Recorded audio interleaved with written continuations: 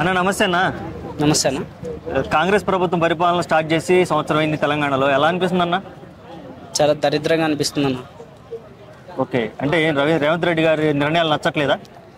అసలు ఏం నచ్చట్లేదు అన్న, ఆయన పాలన కరెక్ట్గా లేదు. ఓకే, మన ఈ మధ్య తెలంగాణ తల్లి విగ్రహాన్ని మార్చారు, దాని మీద అభిప్రాయం ఏంది? ఎందుకన్నా ఇప్పుడు మామూలుగా చెప్పాలంటే ఇప్పుడు ఫస్ట్ విగ్రహం అయినా బాగానే ఉంది, తెలంగాణ తల్లి అని ఫిక్స్ అయిపోయారు అందరు. మళ్ళీ కరెక్ట్గా కించపరిచినట్టుగా మార్చడం చాలా వరకు రాంగ్. ఇట్లా మార్చడం నాకు నచ్చలేదన్న. ఓకే, ఇప్పుడు చూసుకుంటే ఆటో వాళ్ళకి కూడా కొత్తగా ఒక రూల్ తీసుకొచ్చాడు, అంటే డీజిల్ ఆటోలు తీసేయాలని ఒక నిర్ణయానికి వచ్చాడు. అంటే దీనివల్ల ఆటో వాళ్ళకి ఏమైనా ఇబ్బంది అయ్యే అవకాశం ఉందంటారా ఏంటి వల్ల? ఖచ్చితంగా ఉందన్న. నిజానికి ఆయన తీసేయడంలో కూడా ఒక అర్థం ఉంది. ఏంటంటే పొల్యూషన్ వస్తుందని ఆయన తీసేస్తున్నాడు. ఓకే, మేము కూడా ఒప్పుకుంటాం. మరి ఎందుకు మ్యానుఫ్యాక్చరింగ్ చేసే వాళ్ళని ఎందుకు ఆపట్లేదు? సరే, అదొకటి.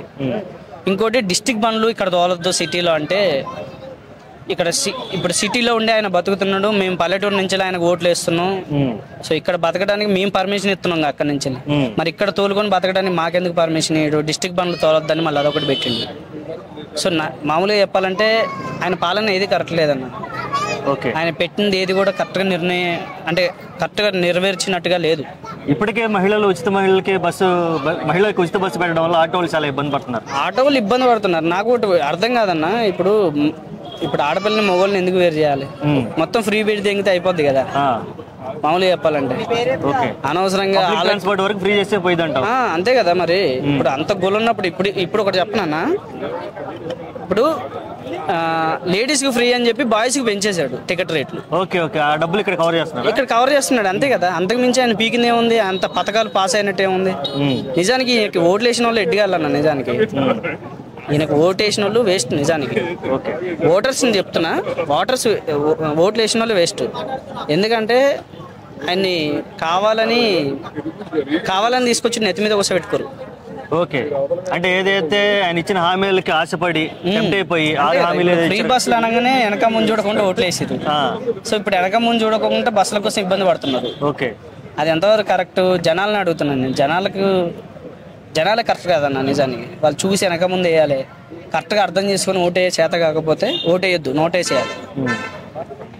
ఇంకా 4 ఏళ్ల పరిపాలన ఉంది. ఈ 4 ఏళ్ళలో ఈ సంవత్సరానికి దరిద్రాలు చూసినాం, 4 ఏళ్లలో ఇంకెంత దరిద్రం చూస్తాం నాకైతే అర్థమవుతలేదు. ఓకే, అంటే కాంగ్రెస్ పరిపాలన నుంచి ఏం కోరుకుంటున్నా? కనీసం ఎక్కిచ్చారు కదా, అవకాశం ఇచ్చారు కదా, ఏం చేస్తే బాగుంటుందని నువ్వు అనుకుంటున్నావు అసలు?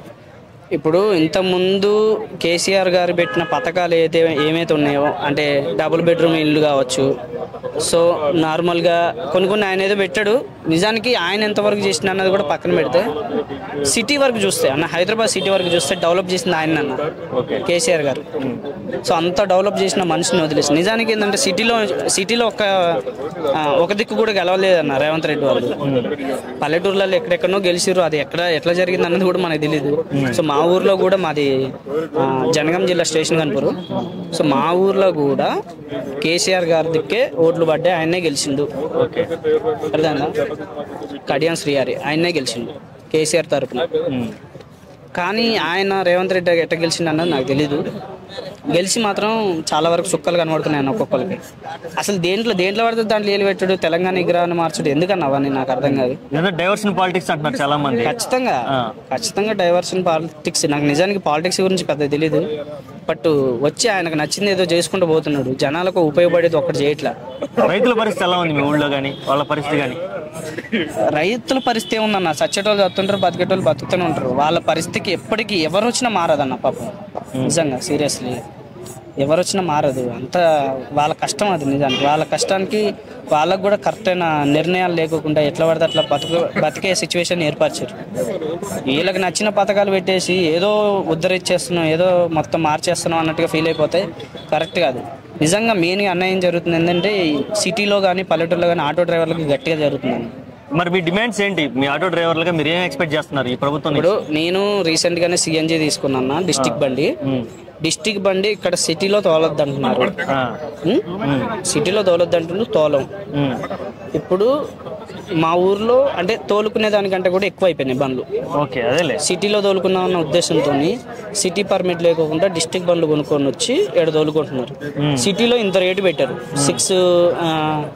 ఎంత 5,90,000 80,000 పెట్టిండు. సో అంత 1,000 అన్ని లక్షలు పెట్టాడు కొనలేమని చెప్పి పల్లెటూరులో కొనుక్కొని ఇటు సైడ్ వస్తే ఓకే ఇక్కడ తోలదు. ఇది తెలంగాణ కాదన్నా, నాకు అర్థం కావట్లేదు. మేము ఆంధ్రప్రదేశ్ తోలుకుంటున్నాం ఏమన్నా డిస్టిక్ బండ్లు అంటే ఆంధ్రప్రదేశ్ తోలుకోవట్లేదు కదా, మేము తెలంగాణలోనే తోలుకుంటున్నాం. తెలంగాణ ఇప్పుడు హైదరాబాద్ ఇక్కడ బతకడానికి వచ్చినాం, ఇక్కడ బతకొద్దా? అదే రాష్ట్రంలో ఎక్కడైనా పని చేసుకుంటున్నా, కష్టపడి పని చేసుకుంటున్నా, బతకడానికి అవకాశం ఇవ్వాలంట. అది కూడా లేకోకుండా ఇప్పుడు మామూలుగా నా ప్రొఫెషన్ వేరు, సినిమా ఇండస్ట్రీలో ట్రై చేస్తున్నా. మామూలుగా చూసుకుంటే కనుక పార్ట్ టైం నేను ఆటో బతుకుతారు. సో పార్ట్ టైంలో నేను ర్యాపిడో, ఊబర్, ఓలా ఏదో ఒకటి పెట్టుకొని నేను తోలుకుంటున్నాను. అవి తోలుకోవడానికి యాప్లు తీసుకొస్తున్నాయి, డిస్ట్రిక్ట్ బండ్లు పర్మిషన్ యాప్లు ఇస్తున్నాయి. యాప్లలో బ్యాన్ చేయొచ్చు కదా, యాప్లలో పర్మిషన్ లేకుండా ఉండొచ్చు కదా. అది చేయకుండా ఇది చేయకుండా తీరా యాప్లలో పర్మిషన్ ఇచ్చి పర్ఫెక్ట్గా మేము అన్ని పెట్టుకొని సర్టిఫికెట్లు అన్నీ పెట్టుకొని లైసెన్స్ పెట్టుకొని మా ప్రూఫ్స్ పెట్టుకొని అన్నీ పెట్టుకొని మేము ర్యాపిడో తోలుకుంటుంటే కొద్ది రోజులు తోలుకున్న తర్వాత మాకు అలవాటు అయిన తర్వాత మా బతుకు తెరుగు ఇది అన్నట్టు ఫిక్స్ అయిన తర్వాత డిస్ట్రిక్ట్ బండ్లు తోలొద్దంటే ఎలా మీరు చెప్పండి. పోనీ అదే రేవంత్ రెడ్డి గారిని కూడా అదే చెప్తున్నాం. నిజానికి మామూలుగా అయితే ఓట్లు వేసింది మేము, గెలిపించింది మేము. ఎర్రిపు కేశాలు చేయకుండా వచ్చిన పని చూసుకొని ఎంతవరకు సేవ చేయాలో అంతవరకు చేయండి. దీంట్లో ఏలు పెట్టి ఇది తోలొద్దు అది తోలొద్దు చెప్పకండి. డీజిల్ బండ్లు తీసేస్తారా, మ్యానుఫ్యాక్చరింగ్ ఆపేయండి. డిస్ట్రిక్ట్ బండ్లు వద్దంటారా, అమ్మొద్దని చెప్పండి. ఎక్కడోళ్ళు అక్కడ కొనుక్కోవాలి, ఎక్కడోళ్ళు అక్కడ తోలుకోవాలని చెప్పి అక్కడి వరకే బార్డర్లు పెట్టండి అవసరమైతే. మా అన్నిటికీ లీగల్గా తిరగండి, ఇటు తిరగండి అటు తిరగండి అని చెప్పి అన్ని అమ్ముకున్న తర్వాత అన్ని కొనుక్కున్న తర్వాత లాస్ట్కి వచ్చేసరికి ఏడ తిరగొద్దు ఆడ తిరగొద్దు అని రూల్స్ పెడితే ఏడిపోయి బతకాలి? అవుట్ ఆఫ్ కంట్రీ పోయి బతకాలి. ఆటోలు విమానంలో వేసుకొని వెళ్ళి అవుట్ ఆఫ్ కంట్రీలో బతకాలి. ఎలా వెళ్ళాలి మేము, ఎలా తిరగాలి? అదే ఆలోచించండి. నిజానికి రేవంత్ రెడ్డి గారు చెప్తుంది ఏంటంటే ఆటోల్ని ఇప్పటికే సగం ముంచారు ఫ్రీ బస్సుల పథకంతో. సో ఇప్పుడు ముంచకోకుండా ఎవరికాలు తోలుకునేలాగా పర్మిషన్లు అలా వచ్చేస్తే బెటర్ అన్న నా వరకైతే. ఓకే అన్న, థ్యాంక్ యూ సో మచ్.